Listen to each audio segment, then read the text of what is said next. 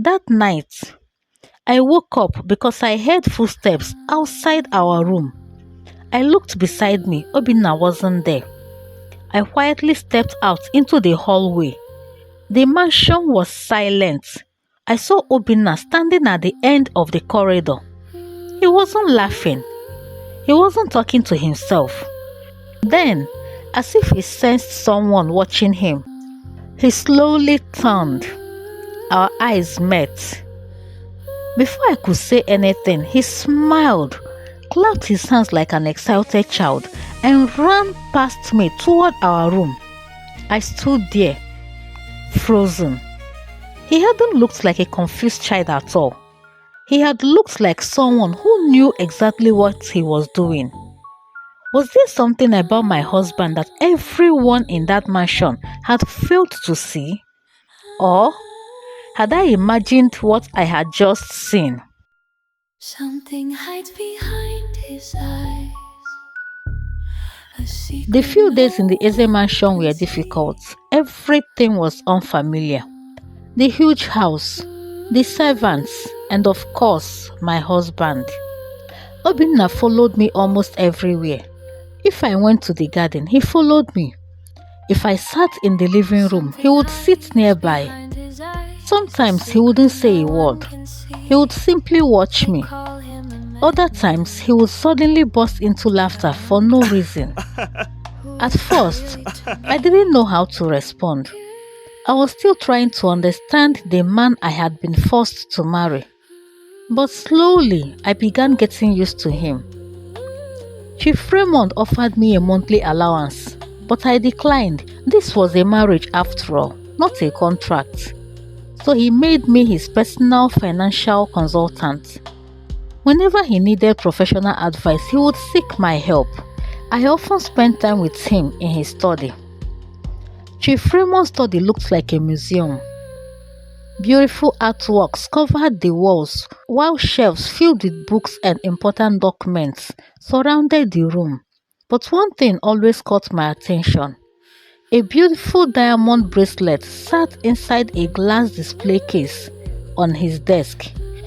One day, while I was with Chief Raymond in his study, I admired the bracelet. I finally asked him about it and why it was carefully displayed in his study. Chief Raymond looked at the bracelet. His expression changed. He explained that it belonged to his late wife, Obinna's mother. He had given it to her on their last wedding anniversary before she passed away. Obinna's mother was wearing it on the day she died, so he kept it in his study. Whenever he saw it, he would remember her. My heart sank. I understood that kind of pain. Just like me, Obinna's mother was also gone. I felt bad seeing Chief Raymond talk about his late wife with so much grief in his voice. It was obvious that he loved her deeply and still missed her. I shouldn't have reminded him. After that day, I never asked about the bracelet again. Chief Raymond remained kind to me. Even though I had rejected his monthly allowance, he sometimes sent money into my account. Whenever I protested, he would wave it off. My daughter-in-law must not need anything. Then he would smile.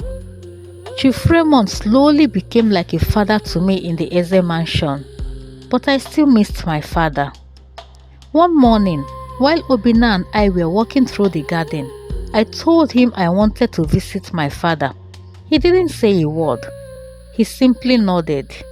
He looked unusually serious. I stared at him, wondering if he had understood me. Suddenly, he laughed and began clapping his hands as usual. I smiled. Maybe he hadn't understood me after all. Later that afternoon, I dressed up and prepared to leave. But when I stepped outside, I saw Obinna struggling with several servants. Mrs. Patricia stood nearby. "Please hold him firmly," she ordered the servants. Obinna tried to move forward, but the servants held him back. I felt a sudden pain in my chest. Maybe it was pity. maybe sadness, or perhaps something deeper. I walked towards them. What is happening? The servants immediately stopped.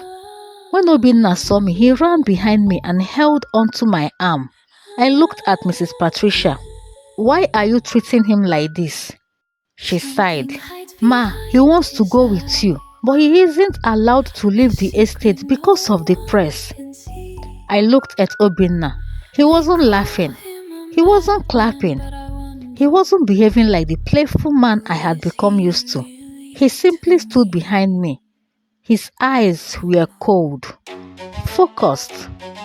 That moment, I saw a completely different Obinna. Then Chief Raymond stepped outside. You should go without him. I couldn't leave Obinna behind. I will go with him, sir.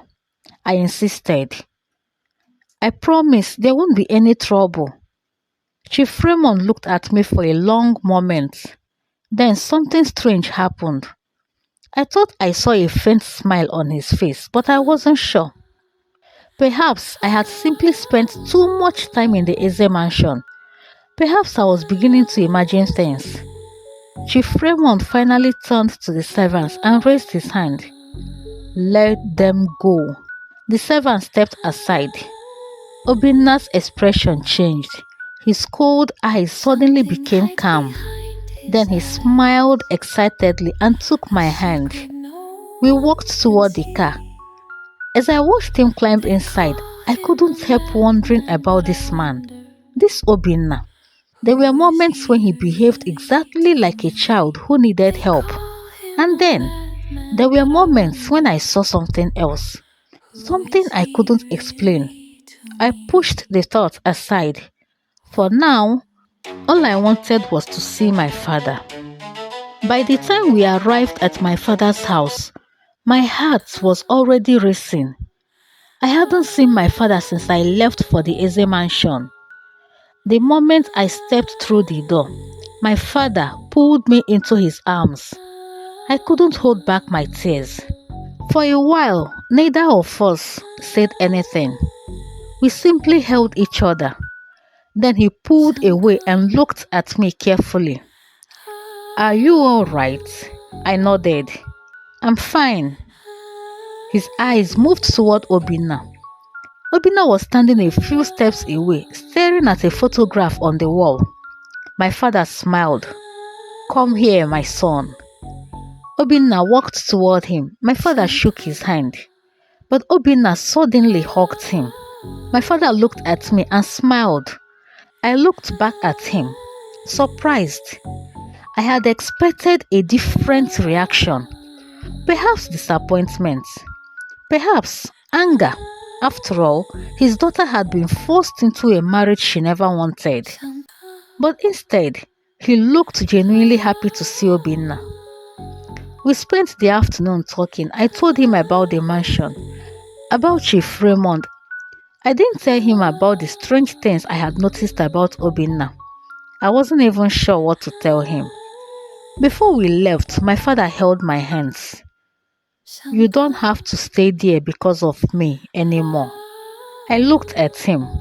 What do you mean? You have already done enough. He paused. If you are unhappy, come home. My eyes filled with tears. I nodded. When we returned to the Eze mansion, I was trying to change when a maid entered carrying a glass of juice. A few seconds later, Obinna entered. He ran into the room like a child and accidentally knocked the glass over. The juice spilled onto the floor. The maid quickly apologized and cleaned up the mess. Obinna followed her as she left with the empty glass. I looked at him. This wasn't the first time something like that had happened. Sometimes, he was so careful that he wouldn't even let a grain of food slip from my plate. Other times, he was so playful that everything simply ended up on the floor. I sighed and headed toward the bathroom. All I needed was a good night's sleep. That night, I woke up because I heard footsteps outside our room. I looked beside me. Obinna wasn't there. I quietly stepped out into the hallway. The mansion was silent. Only the faint sound of distant voices broke the silence. I followed the sound carefully. As I got closer, I saw Obinna standing at the end of the corridor. He wasn't laughing. He wasn't talking to himself. He wasn't behaving like a child. He simply stood there, completely still. His face looked completely different. Calm, focused. Then, as if he sensed someone watching him, he slowly turned. Our eyes met. Before I could say anything, he smiled, clapped his hands like an excited child, and ran past me toward our room. I stood there, frozen. He hadn't looked like a confused child at all. He had looked like someone who knew exactly what he was doing. Was there something about my husband that everyone in that mansion had failed to see? Or had I imagined what I had just seen? The months passed quickly. Life at the Eze mansion became almost predictable. I knew the servants. I knew the gardens. I knew Chief Raymond's habits, and I had become completely used to Obinna. Before I knew it, I had spent more than 8 months in the Eze mansion. It had started to feel like home. Then something unexpected happened. One night, around midnight, I was feeling thirsty, so I got up and headed downstairs to get some water. I was walking through the hallway when I noticed light coming from underneath the door of Chief Raymond's private study. I stopped. In all the 8 months I had lived in the mansion, I had never seen Chief Raymond in his study that late at night. I quietly moved closer. Then I heard Mrs. Patricia's voice. She was talking to someone, but it definitely wasn't Chief Raymond. Their voices were low, almost whispers. Something about it felt strange. I moved closer and carefully peeked through the keyhole. I was right. Mrs. Patricia was inside with Mr. Victor, Chief Raymond's immediate younger brother. I couldn't hear everything they were saying, but whatever they were discussing, it didn't sound right. I pressed my ear against the door. Then I heard something that sent a chill through my entire body. My heart began pounding. I couldn't believe what I was hearing. I froze with fear. I knew my life in the Eze mansion was about to change. Something hides behind his eyes, a secret no one can see. They call him a madman, but I wonder, who is he really to me? Yeah.